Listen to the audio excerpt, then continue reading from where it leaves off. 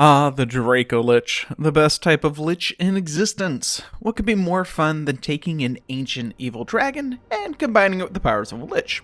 Pretty much nothing if you're a game master. Players, on the other hand, maybe have a slightly different take on the creature when they stumble across it. That is, if they survive. Probably not. While we started this deep dive in 1986, the creature was conceived way back in 1979 with the module White Plume Mountain. An arrow pointed off the map with the following note: "Beyond to the lair of Dragathoa, the undead dragon, where fabulous riches and hideous death await."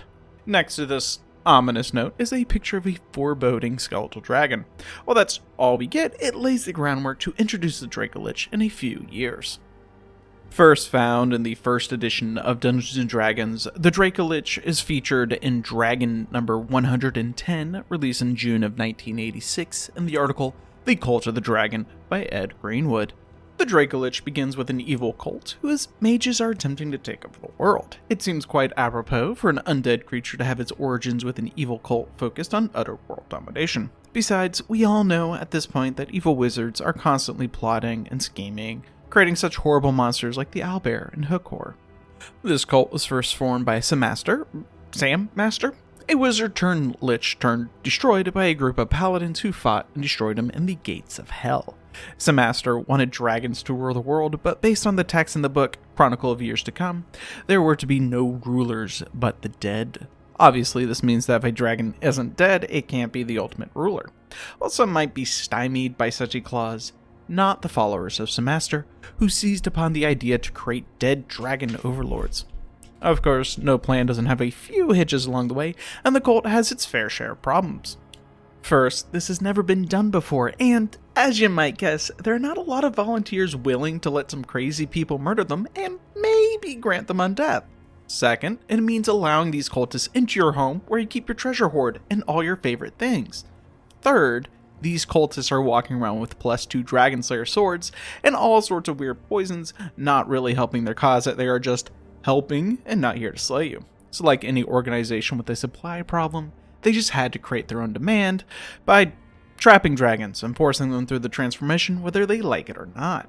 Once you have a dragon, whether willing or not, you have to begin the first part of this multi-stage transformation. Step 1 involves creating an elixir combining 7 ingredients in an inert vessel. The ingredients required and must be combined in this exact order are 2 pinches of pure arsenic, 1 pinch of belladonna, 1 pint of phase spider venom no more than 30 days old, 1 quart of virgin long-lived demi-human blood, or if that's not available, a gallon of treant sap no more than 7 days old, a quart of vampire or a person infected with vampirism blood, also no more than 7 days old, 1 potion of evil dragon control, and last but not least, 1 potion of invulnerability. While adding the ingredients together, you'll need to stir this concoction with a +2 Dragon Slayer sword under the light of the full moon. Simple, right? Of course, it can't be as simple as drinking a potion and turning into an undead dragon. For all this to work, the cultists must prepare the spirit of the dragon by creating a type of phylactery or soul gem for them. The phylactery must be a solid item that resists decay, worth 2,000 gold, and treated with magic. Such items are typically gems, and they need to have a few spells cast on them, like Trap the Soul, and placed near the dragon when it drinks the poison. We mean potion. Once the dragon consumes the potion, whether by choice or not, it's time to pray to whatever dark deity you worship. There is a 46% chance that the potion does nothing, inflicts a lot of damage, or causes the dragon to have a seizure and have permanent memory loss. If you think a 54% chance of the potion working is not risky enough for your dark dealings, well, there's a further 29% chance that the potion works great, except for one minor detail. It immediately kills the dragon. This tends to be the kind of thing which foils your dark plots. But if everything does work out and you fix the dead dragon problem, the soul of the dragon then is trapped within the expensive soul gem, the phylactery, and you now need a body for the dragon. If you or any other creature, such as a kobold, decide to down this vile concoction, there is a whole slew of bad things that can happen. We won't get into them, but let's just say that can be really bad for your health. The next step in this ritual now requires that the spirit of the dragon is placed within some sort of a lizard corpse, preferably something with wings. The corpse needs to be mostly fresh, no older than 30 days, and needs to be a cousin of a dragon, no matter how distant. Wyverns and drakes are the most popular, and you can also try a Dracolich or dragon turtle, but it probably won't work. Don't even think of trying a dinosaur unless you want to fail. Now that the spirit is safely housed in another body, hopefully you didn't mess that part up, or else it entered your meek humanoid body and is ripping your soul apart, it is time to finish this ritual. That's right, your proto-Dracolich isn't yet done, as it now needs to feed on its old body, no matter if it's been cremated or spread to the four winds of the world. The dragon, in its new body, has a craving only consuming its old corpse can satiate. It can sense its body parts anywhere in the world. The proto-Dracolich will do all it can to find and eat at least 10% of its former body. Once it does so, you then wait 7 days while the proto-Dracolich goes through a metamorphosis and then comes out the other end as a Dracolich. If a proto-Dracolich can't munch on its original body for whatever reason, it remains in its proto-Dracolich form until it's killed, and you'll have to start the process over again. If you are able to use the dragon's original body, you can at least skip the step where it eats its corpse. You have gone through all this effort, so many corpses, and may even had your soul ripped apart by the spirit of a dragon you can do a shot of whatever potion you brewed under the moonlight. So what is your prize? Well, you don't really get anything, as Dracoliches are just as prideful as dragons, if not more so, as when they were alive and demanded tribute in the form of coins and gems. Dracoliches still yearn for amassing a hoard, and if you want to stay in the good graces of the foul undead you just created, you better be bringing spell scrolls, magic items, and all sorts of shiny things to the Dracolich, or find out what death is like. So what can our new Dracolich do? Well, lots of stuff. Most of it is bad for an adventurer like you. They can attack with their jaws, claws, and wing or tail buffets, which are the same thing it could do while alive, though now it also deals negative damage when it hits you and causes you to become paralyzed. They can cause fear, permanently paralyze you with a look, and cast control undead if they feel like controlling the dead bodies of friends. Dracoliches can use any magic available to them in life, get access to a ton of new 1st through 4th level spells, and use their breath weapon 3 times a day.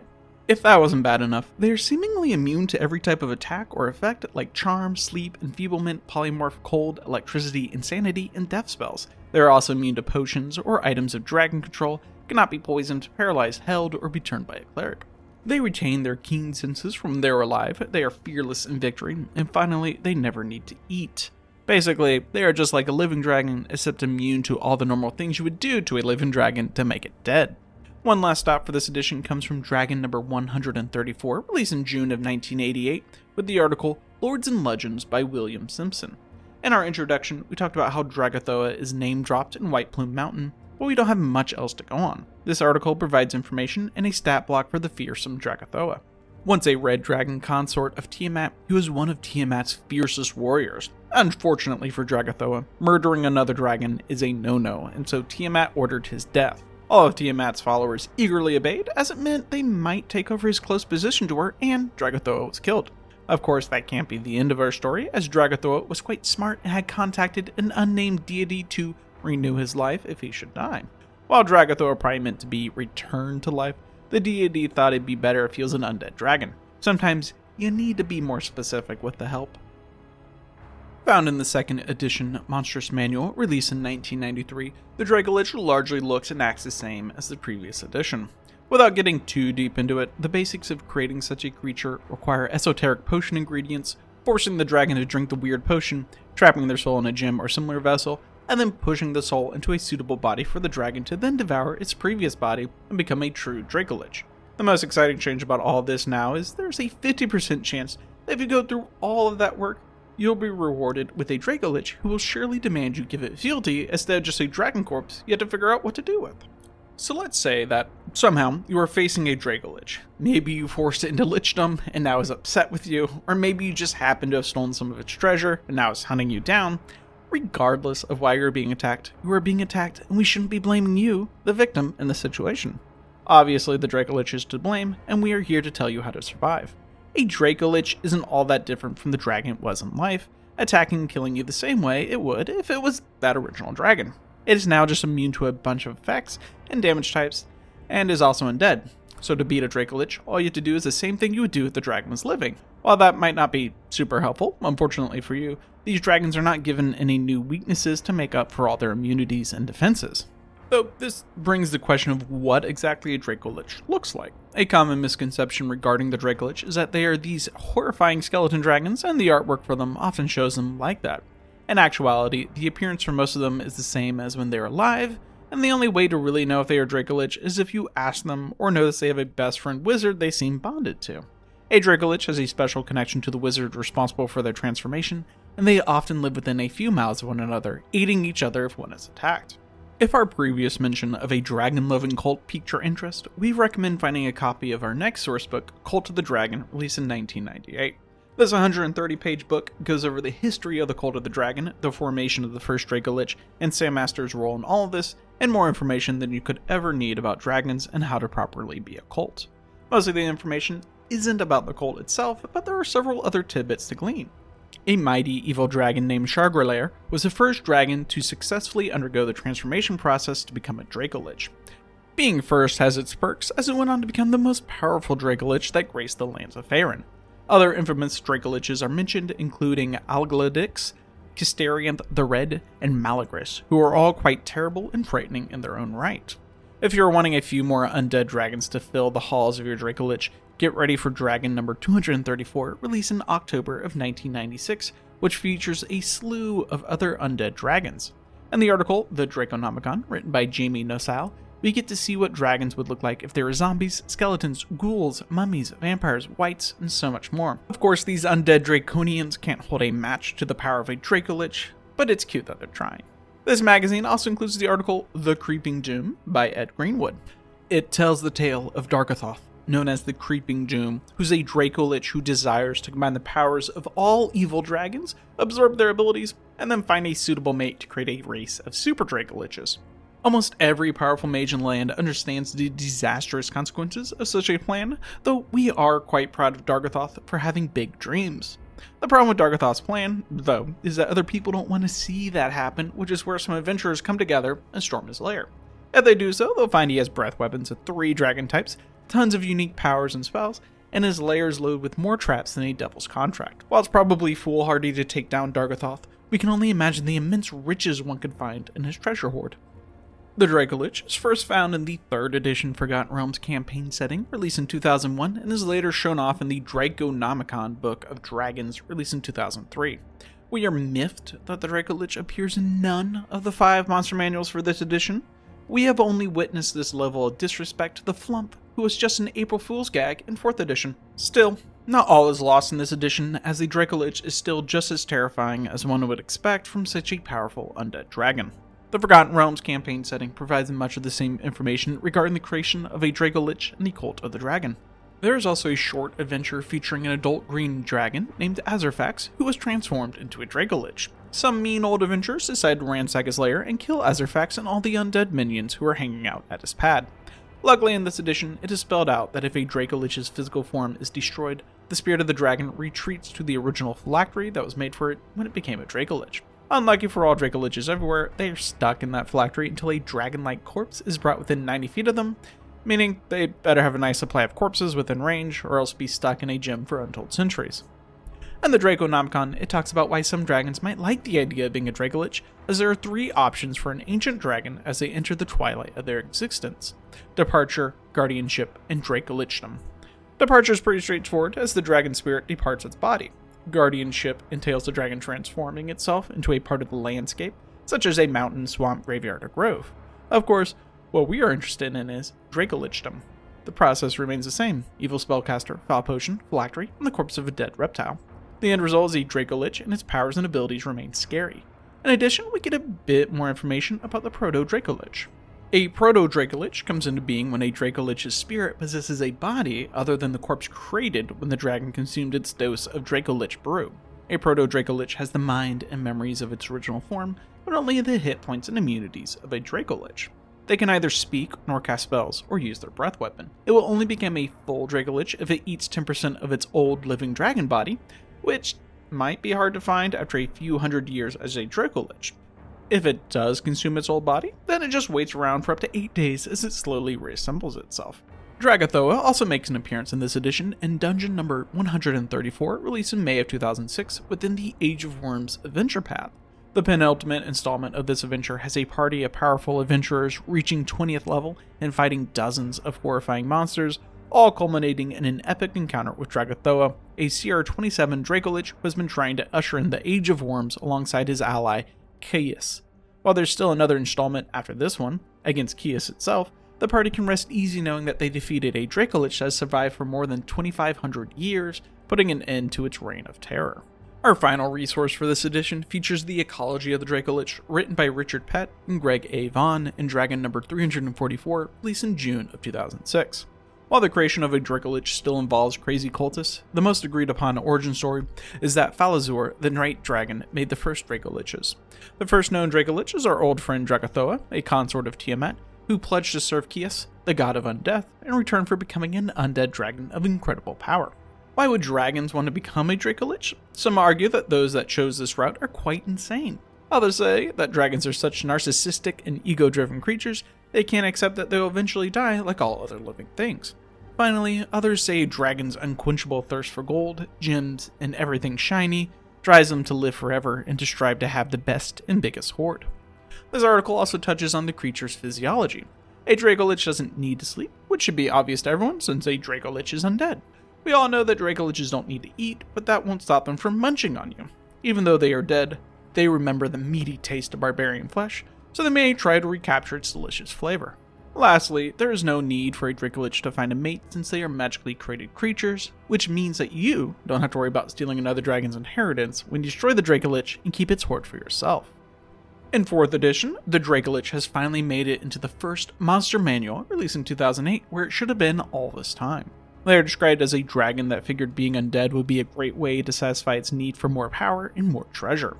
Like in previous editions, there is a ritual that a living dragon must subject itself to, transforming into a Dracolich, though the specifics of such a ritual are hidden from us. There is also another ritual out there that will turn a dragon into a Dracolich, but this one is a bit more insidious and subjugates the Dracolich under the control of those who enact the ritual. This is done by dark cults, with or without the dragon's permission, and we get the feeling that these cults aren't just looking for a cool dragon friend. You know if a Dracolich is under a dark cult's control, because they will be the ones with a phylactery, as free Dracoliches have no soul gems. Of course, that means a Dracolich with no phylactery can be destroyed just as soon as you defeat its physical body. This sourcebook graces us with the presence of 3 Dracoliches, each stronger than the last. The first is a typical Dracolich that can kill you with a look, by breathing on you, or scaring you to death, and is the weakest of the ones presented at only level 18. The Blackfire Dracolich is a gargantuan creature that gains a new power that not only blasts you in the face with necrotic energy, but sets you ablaze with magical fire. This powerful creature is only the second strongest presented here and is level 23. The final Dracolich is the Runescribe Dracolich, a powerful level 29 undead dragon with all the tricks as its predecessors, plus the ability to redirect range attacks from it to another creature of its choice. This simply means that you better pack up your crossbows and spellbook and pick up a longsword to bring down this baddie.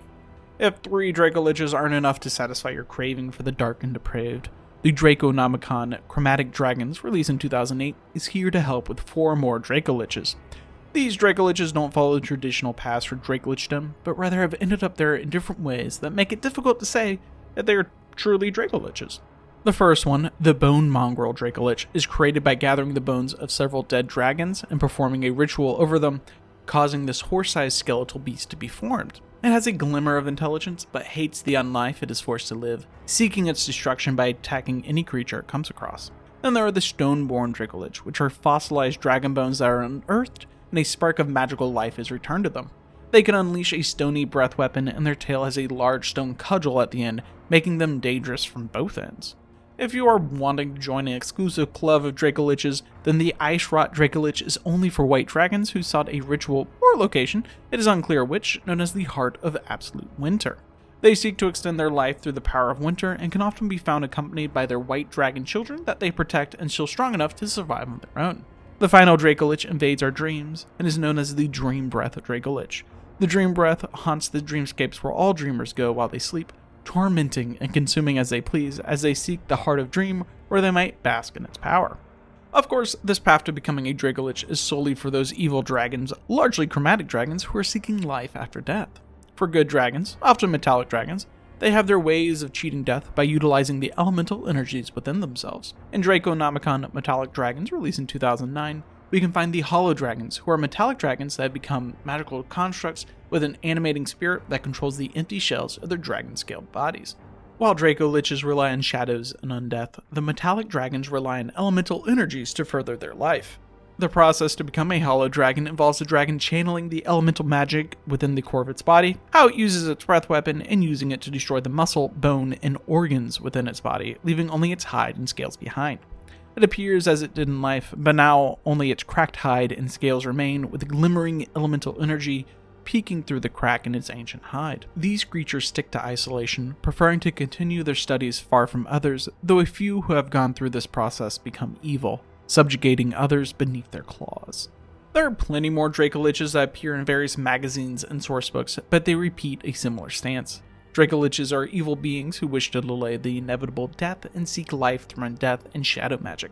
The last thing we want to mention is that between the 4th and 5th editions, we have the D&D Next system, which includes the strange module Vault of the Dracolich, released in 2013. The players are tasked by the sage Amani to obtain a diamond staff that unlocks the secrets of an ancient elven kingdom. One minor problem though, the staff is located in the hoard of a Dracolich named Dracolich, and it's unlikely to share. This adventure is designed for 4th level characters, which seems hopeless for the party, except you are expected to run this module with multiple groups entering the vaults at the same time as you, but from different approaches. Hopefully one of them will incur the wrath of Dracolich so you can go home with all your limbs. The Dracolich has kept up the pace and returns in the 5th edition Monster Manual, released in 2014, and like many other editions, it is a template that can be applied to almost any dragon. There are a handful of restrictions to keep in mind though, like the dragon must at least be an adult dragon, meaning they've lived at least 101 years, and they have to be a true dragon. All wyverns, drakes, dragon turtles, and lesser dragons, like kobolds, need not apply as they will just die. If you do meet the qualifications, then you better prepare yourself, as you need a team of cultists or mages to help prepare a special potion that kills you outright, and then have the team capture your soul and inject it into a phylactery. This phylactery must now be a special gemstone. What makes it special is a mystery, as this edition's source material provides scant information. It's just special. Once its soul is captured in the phylactery, the dragon can then send its soul back into the remains of its corpse, whose flesh and scales have all rotted away, leaving behind a pile of dragon bones for it to animate. This process is then complete. The Dracolich can then thank all the spellcasters who helped it, presumably by tearing their flesh from their bones, and making a small skeleton unit as the first troops of its undead army. Beyond being dead, not much else changes for the Dracolich. They do gain resistance to magic and necrotic damage, immunity to poison damage, and a few conditioned immunities, but not much else to warrant sacrificing your very life. We suppose that some dragons just don't like the idea of ever dying, and that is the greater motivator than simply gaining a ton of new powers and abilities that we would want if we had to consume a toxic potion that rotted the flesh from our bones in an instant. Our last source book has us in the new Fizban's Treasury of Dragons, released in 2021. One might think that the Dracolich would be showered with love in this new book about all things dragon, but sadly we find very little information. What information does exist are just a few bare paragraphs that talk about the cult of the dragon, and that their whole existence and reason for creating Dracoliches is based on a mistranslated fragment of prophecy. To create such powerful undead, all because you messed up a translation, is kind of impressive. Of course, that reasoning is only for the Forgotten Realms. Other places have Dracoliches because of the dragon's echo, as apparently dragons exist in sync across thousands of worlds as echoes, and that echo forced the dragon to become a Dracolich because of the mix-up from the prophecy. What we're saying is that it's the Forgotten Realms' fault and its lore that we have Dracoliches. We do have several other undead dragons in this book, including the Hollow Dragon, which is now filled with radiant energies and a sacred protector of some artifact or other great purpose. There are also ghost dragons who haunt their ancient treasure hoards, their avarice acting as a tide to the mortal worlds, where they protect it from those who would try to steal from them, even in death. The last type of dead undead dragons are the Draconic Shards, which hold the everlasting psychic impressions of a gem dragon, housing it within the gem. It seems like they are merely Dracoliches, but trapped in their phylactery with no true physical form beyond a spectral imitation of one. Dracoliches have long been a powerful force of necrotic energies and shadow magic. They are created through hideous and ancient rituals that are just as likely to kill them as to give them everlasting undeath. Of course, what truly motivates these creatures to follow such a risky plot is hard for mere mortals to understand. Perhaps their sheer avarice keeps them in life, or they cannot comprehend a world that doesn't include them, or maybe that nice cult has more insidious purposes than the dragon first thought. Regardless, if you find yourself watching a pile of bones flapping through the air at you, we recommend offering up as much treasure as possible, hoping that maybe it'll be enough to satiate its undying greed. If you've enjoyed this look at the Dracolich, we hope that you like and subscribe to the channel.